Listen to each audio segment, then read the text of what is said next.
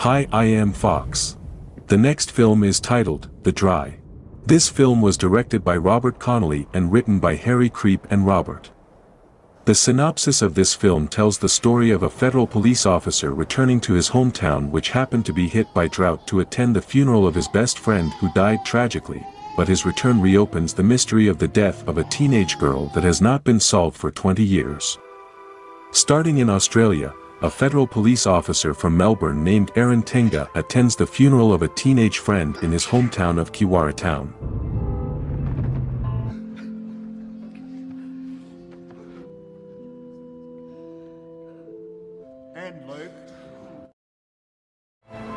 When the funeral ceremony was over, one of his friends named Gretchen greeted him and discussed Luke's sad death.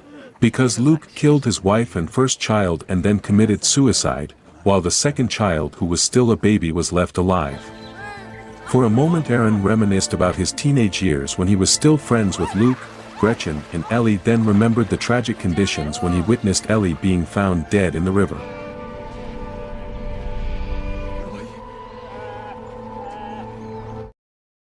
Aaron went to Luke's parents' house and saw Luke's second child who lived with them. A little conversation about this incident. They still couldn't accept the fact that Luke killed his wife and child and then committed suicide. Luke's father asked for Aaron's help with this case, but Aaron could not interfere in the investigation of his best friend's death. So this old man brought up the case of Ellie's death again, about Aaron's lie about the accusation of Ellie's murder 20 years ago. So Aaron finally agreed to investigate the death of Luke's family. That day Aaron looked for an inn to book a room for one night. Suddenly a man named Grant, Kelly's brother and also Kelly's father named Mal, told Aaron to leave town immediately. They still think Aaron is Ellie's killer. Seeing this condition, the innkeeper told the two troublemakers not to disturb his guests. The next day Aaron went to the murder scene, namely Luke's house, to meet a local police officer named Greg. Greg showed the condition of the body when it arrived at the location and explained the conditions at that time. After that Aaron went to the school where Karen, Luke's wife, worked and met the principal named Scott. In the conversation Aaron got information that Karen had fought with Luke because of financial problems.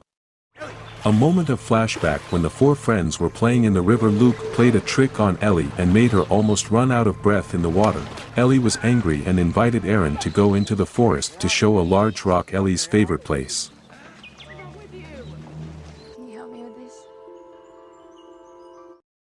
Aaron went to the police station to meet Officer Greg and got a clue about the type of bullet Luke used to commit suicide and kill Karen and her child. According to Greg, the sequence of events began in the afternoon. Luke returned home to kill his family, then went to another place to commit suicide. At the location where Luke committed suicide, there were 3 plots of land, each owned by a different family. According to information, Luke was seen with Jimmy Sullivan before he died. So the two went to meet Jimmy, who lived with his grandmother. Aaron asked for the weapon Jimmy used and Jimmy said that day he asked Luke for help to get rid of rabbits on his land. At that time Luke looked normal without showing any strange behavior. Luke also complained about their financial condition. The next day, Aaron saw the principal Scott riding a bicycle after leaving the clinic and also met a doctor named Lex. Then Aaron asked if there were any signs of violence on Scott's body, but Lex could not divulge his patient's privacy. That night, Aaron and Gretchen had dinner at a restaurant. In the chat, they explained that Luke was a good person who had never committed any acts of violence. Also, since Ellie's death and Aaron's departure from Kiwara, everyone accused Aaron of being the perpetrator. Only she and Luke believed that Aaron was not the perpetrator, even though there was evidence that the letter Ellie brought was written by Aaron. The next day, Aaron visited Luke's parents' house and found them tidying up their late son's belongings. Suddenly he found a library book that Karen had not returned, so Aaron offered to return the book to the library. However, when he was about to return the book, Aaron found a newspaper clipping about himself and also a paper with Grant's writing on the back.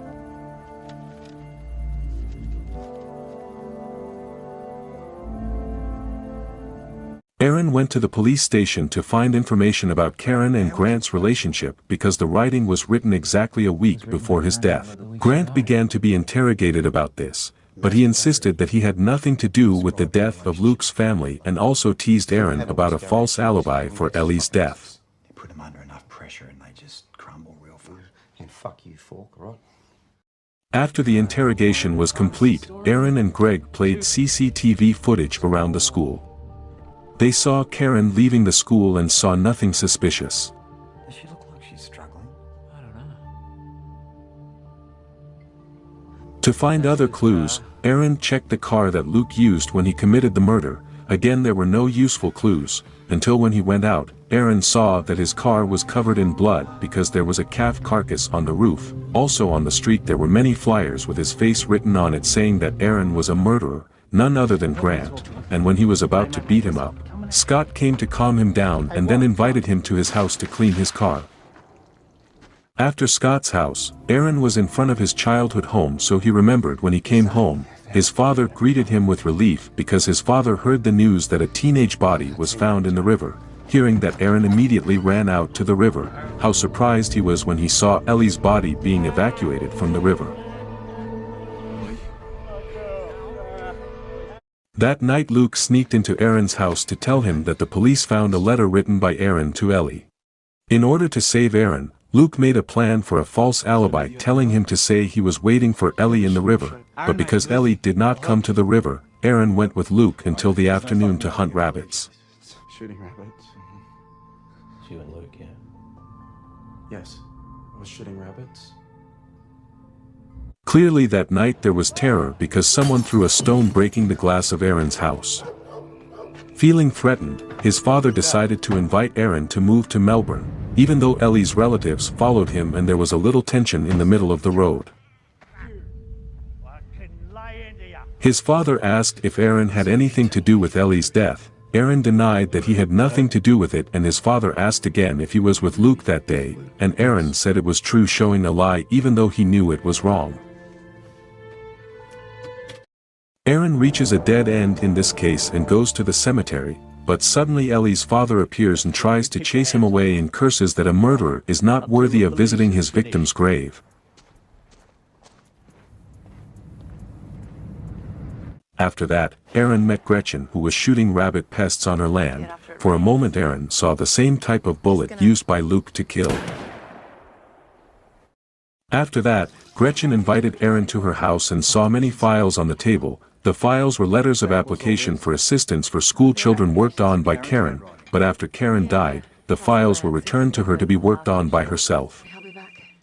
When Gretchen was calling someone, Aaron looked at the old photo album. He saw a photo of Luke holding a baby boy when he was just born, so he asked if Luke was Gretchen's current child. Of course it was denied by her, and Aaron continued to insist, so Gretchen started to get annoyed and kicked him out of her house. That night, Sergeant Greg came to Aaron because of a report that Aaron had attacked the mall at the cemetery.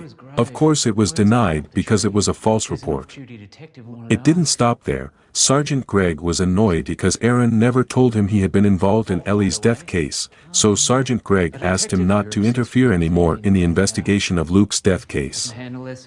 The next day, Aaron went to Gretchen's house and sneaked in and took the files on the table. Aaron began to examine the files and opened the suspicious financial report page. He immediately told Sergeant Greg, because this finding explained something, that the word Grand written by Karen was not the name of Kelly's cousin Grand, but the word Grand, which means school aid funds, and Karen knew that Principal Scott had embezzled school aid funds. Then Karen told Luke, so Luke wanted to contact Aaron to ask for his help. According to Sergeant Greg, at the time of the murder, Principal Scott was at school. This was proven by CCTV footage showing Principal Scott's car still parked at the school that afternoon. But Aaron remembered that Principal Scott had not driven his car for a long time and always traveled by bicycle. This evidence was clear, so the two rushed to arrest Principal Scott. While on the way to school, Sergeant Greg received information from the Crossley Education All Trust, who had previously been asked to check the flow of funds, and they said that his foundation had transferred aid funds of $70,000. In his office, Scott realized that it seemed that the police already knew about his crime. He immediately fled when he saw a police car enter the school area. When they entered, they both saw Scott enter the school warehouse. they immediately followed, but Scott managed to escape into the forest area behind the school carrying fuel. Both tried to calm Scott down, and Scott admitted to having committed crimes ranging from embezzlement to killing Luke, his wife and child.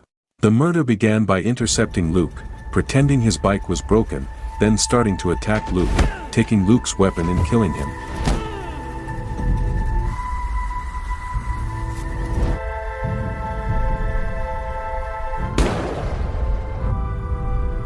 Then he went to Luke's house and killed his wife and first child except for the second child who was still a baby.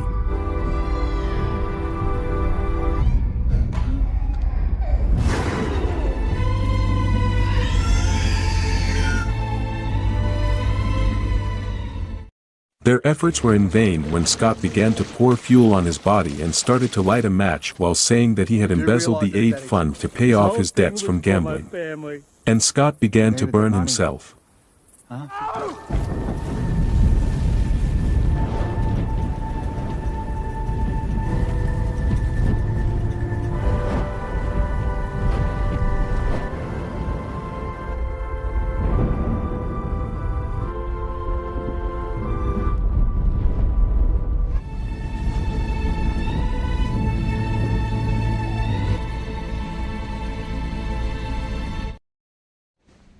Aaron woke up in the hospital and went to Sergeant Gregg's treatment room and also received information that the principal Scott had suffered serious burns and had been taken to Melbourne for further treatment. He'll live. Outside, Luke's parents were waiting for Aaron to thank him for catching Luke's and his family's killers, so that the slander of Luke's crimes as a murderer was not proven. Man, I'd be so bloody proud of you. After recovering, Aaron returned the key to the innkeeper. The bearded man praised Aaron for saving the school from the fire and restoring Luke's family's good name. Outside, Gretchen was waiting. She said that she already knew that Luke and Aaron were lying when they made an alibi for Ellie's death. Gretchen knew that she was with Luke all day when Ellie died, so they both lied to save Aaron. I left. So I lied too. He was with me that day. These two friends separated, and before leaving the city, Aaron went to Aaron and Ellie's favorite place when they were teenagers. Unexpectedly, his eyes fell on an object covered in leaves which turned out to be Ellie's shabby bag on the day of her death. Aaron began to look at the contents of the bag and then began to read Ellie's diary. The mystery was revealed. It turned out that that day Ellie intended to run away from home, then put the bag in the gap between the rocks before seeing Aaron bathing in the river, because that day they had promised to meet in the river, but Ellie did not keep the promise. Ellie? So far, Ellie has often received violence from her father after her mother ran away, leaving them after receiving the same violence. Ellie's escape was discovered by Mal and chased her into the forest. Unexpectedly, it turned out that Mal himself killed his own child by drowning Ellie in the river.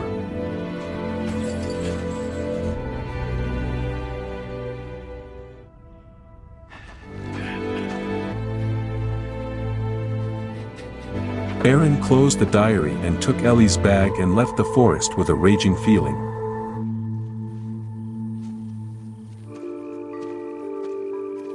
And the film is over. The plot of this film is rather complicated, therefore you have to watch it several times or watch at least twice this video. The message of this film actually shows about the human perspective, because what seems wrong is not necessarily wrong, or what is actually right turns out to be wrong. Logically, if someone doesn't like us anymore, whatever we do must be wrong in their eyes. Because human prejudice to be good or bad will be karma at another time. So keep thinking positively, spread kindness even if it's just a smile. I'm Fox and thank you for watching.